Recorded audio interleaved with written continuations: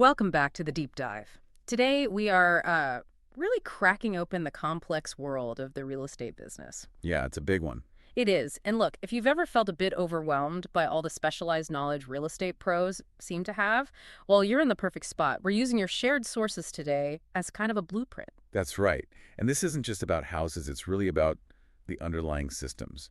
These sources, they act almost like a syllabus for this deep dive, walking us through everything from, land development right through to financing, sales, management, the whole 9 yards. So our mission today is to quickly get to the heart of what makes a real estate professional, well, truly an expert and frankly, indispensable. Especially given how huge real estate is for the national economy. So many other industries depend on it. Okay, so if they're indispensable, what exactly is the product? It can't just be the physical building. Exactly. That's not really it. What's really interesting here and what the sources hammer home is that the core product being marketed is expert information. Expert information. Okay. Yeah, and this knowledge kind of breaks down into three core pillars. First, deep knowledge of property transfer, the legal nuts and bolts. Second, intimate knowledge of current market conditions, what's happening right now. And third, specialized knowledge of how to actually market real estate effectively. Right. And if you're missing one of those, The risk for, the average person just trying to navigate a transaction, it gets enormous really fast. okay, let's unpack this then. Let's start with the basics, the foundational service, brokerage. You mentioned the risk and the information overload for the average person.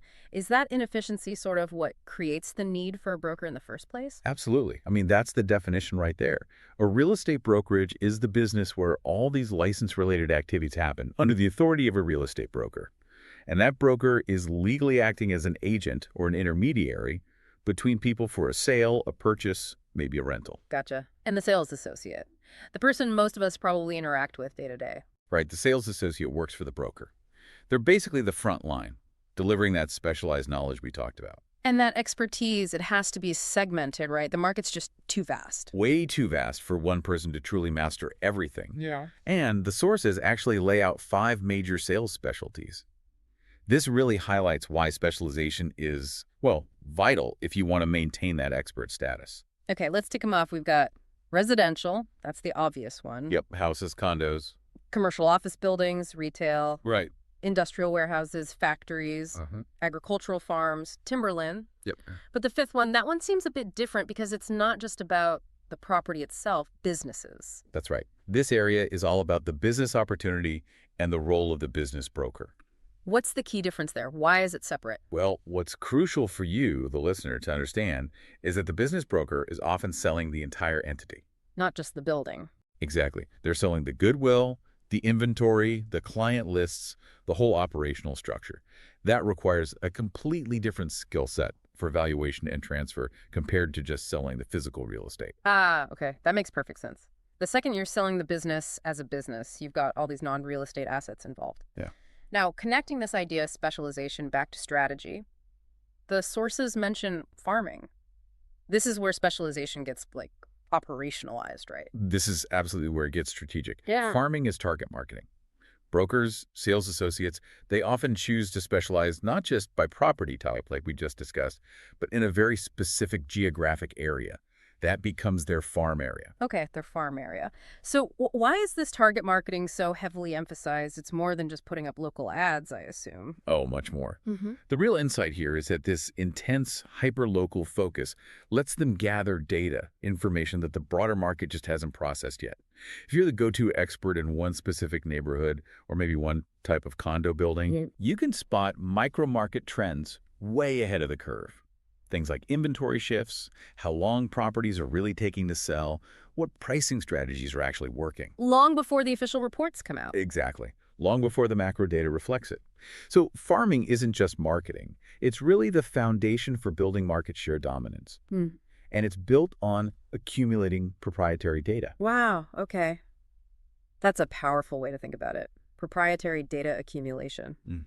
All right, so we've covered buying and selling strategically. Now let's talk about holding the asset. What happens when the owner isn't around to manage their investment day to day?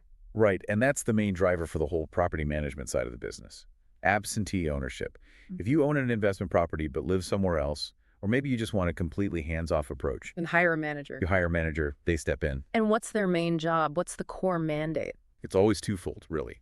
First, protect the owner's investment. That means maintaining the property, keeping it good to shape. And second, maximize the owner's returns.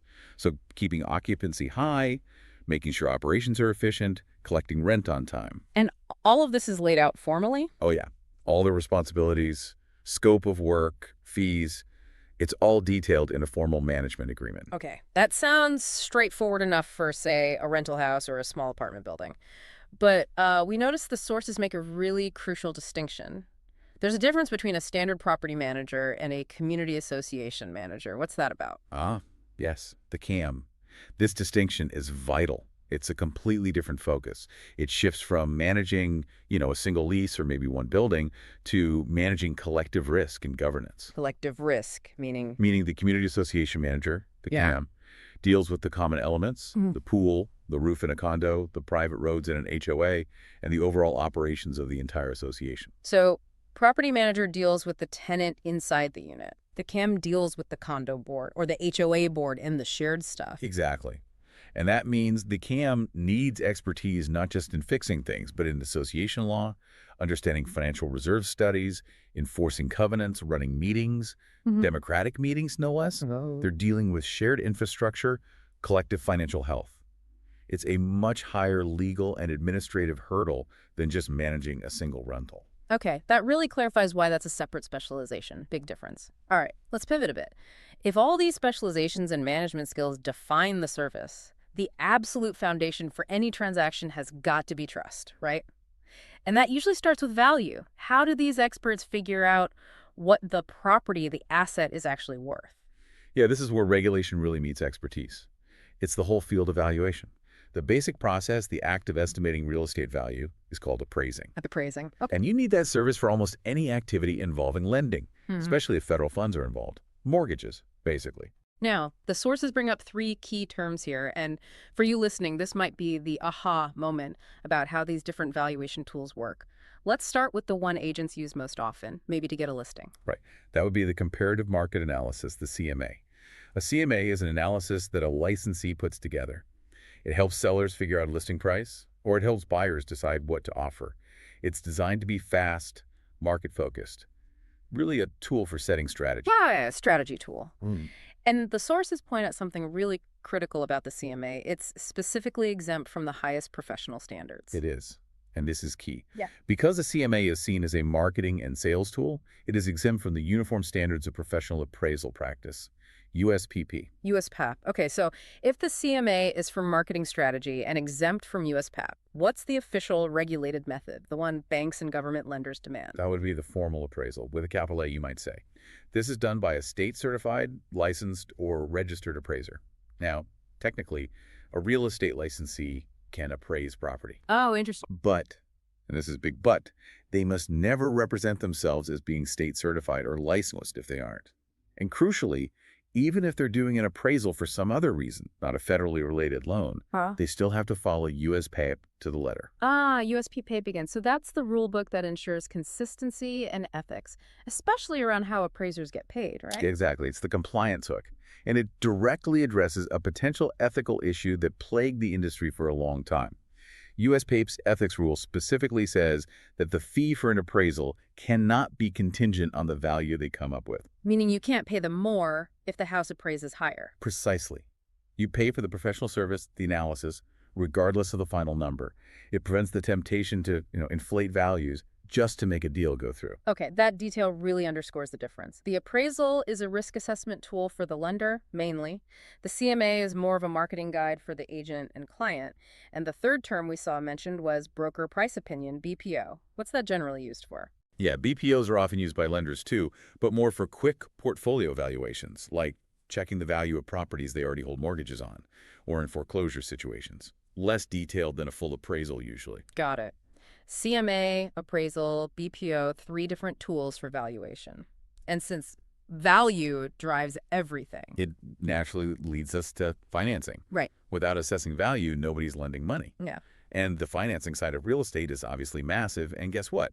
It requires its own strict specialization, too. And its own licensing. We have to mention the requirement here, anyone actually providing the funds or structuring the loan. Solving financing Yes, problems. they have to be properly licensed. A mortgage loan originator, an MLO, needs a specific MLO license. It's another clear example of how segmented this whole ecosystem is by regulation. Absolutely. And that hierarchy of expertise, you could argue, culminates in counseling.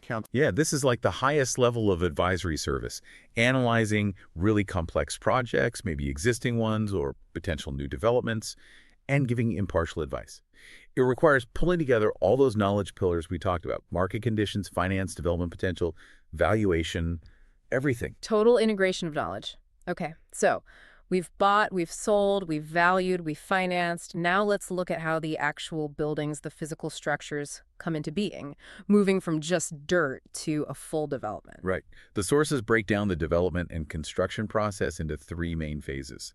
It logically starts with land acquisition. Finding the right site. Selecting the site, getting zoning approvals, making sure you can actually build what you want to build there. Okay, phase 1, acquisition.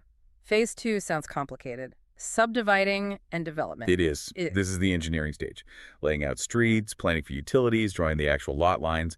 And the key legal step here, the thing that makes it official, is recording a subdivision plat map with the local government. The plat map, why is that so critical? Well, that map is what legally creates the individual lots that can eventually be sold and built on. It also defines all the planned infrastructure, roads, easements, common areas. And during this phase, there's a really interesting economic trade-off developers often have to make. It's called dedication. Dedication! Explain that for the listener. What gets dedicated? Developers often basically give away parts of the land they bought. Think streets, utility easements, maybe land for parks or open spaces. Give it away. To who? To a governmental body, usually the city or county, for public use. Why would they do that? They're reducing the amount of land they can sell. They are, but in return, they get the necessary regulatory approvals to move forward with the development. Plus, adding things like parks or well-designed streets often enhances the community's appeal. Which lets them charge more for the lots they do keep. Exactly. It drives up the price and value of the remaining private land. It's a fascinating calculation of value. Yeah, that really is interesting. Handing over assets to increase the value of other assets. Okay, so the land is acquired, subdivided, mapped, dedicated.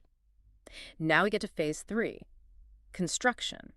And our sources actually break down residential construction into 3 specific types based on sort of who the customer is when the building starts. That's a good way to put it. The first type is the spec home, short for speculative. These are built by the builder without having a specific buyer already signed up. So the builder is betting on the market. Totally. It's a risk analysis game, balancing their construction costs against what they project the market will be like when the house is finished, hoping a buyer appears at the right price. Okay, spec homes, then you've got tract homes. Right. Think large suburban developments. Mm. These homes are built using standardized designs, often repeated floor plans. If you drive through a new neighborhood and see, like, 5 variations of houses repeating over and over, You're looking at tract homes. you're looking at tract homes. They offer efficiency for the builder. And finally, the most personalized option.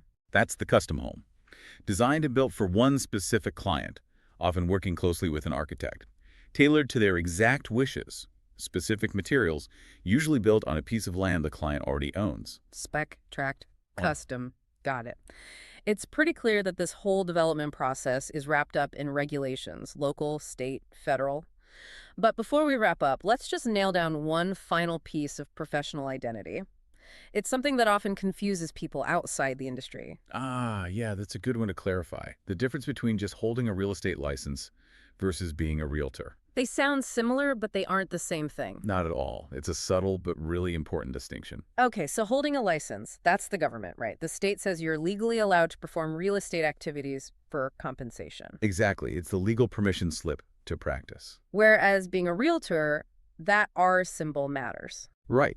That implies an organizational affiliation. It means you're a member, a dues-paying member, of a professional trade group. Specifically, the National Association of Realtors, and usually state and local associations too, like Florida Realtors. So it's voluntary membership in a trade group, not a government requirement to actually do deals. Correct. You can be a licensed agent without being a realtor. Being a realtor means you subscribe to their specific code of ethics and standards of practice on top of state law. That distinction is really key. Okay, so pulling all this together, Hmm. the central takeaway from all this material seems to be that the real estate world is just profoundly defined by specialized, segmented knowledge Yeah, it's systematic. from the hyper-local strategy of farming a neighborhood Mm-hmm. through the really careful adherence to compliance rules like U.S. PAP valuation, Critical. all the way to understanding the economic trade-offs in development, like dedication. It's all highly organized, and the professionals value their service is really about compliance, expertise, and efficiency. They're selling you the ability to correctly navigate incredibly complex transfers and, maybe more importantly, mitigate the significant liability involved. That's just too high a barrier for most people to clear effectively on their own. So what does this all mean for you listening? I think it shows the sheer density of these specialized roles. The CAM, the MLO, the appraiser versus the agent doing a CMA and all the regulatory hoops. It really confirms that success in this industry seems far less about just generic salesmanship Yeah, and far more about mastering complex systems and accumulating the right kind of data. well said. Which leaves us with maybe one final thought drawn directly from the sources we looked at today. Okay.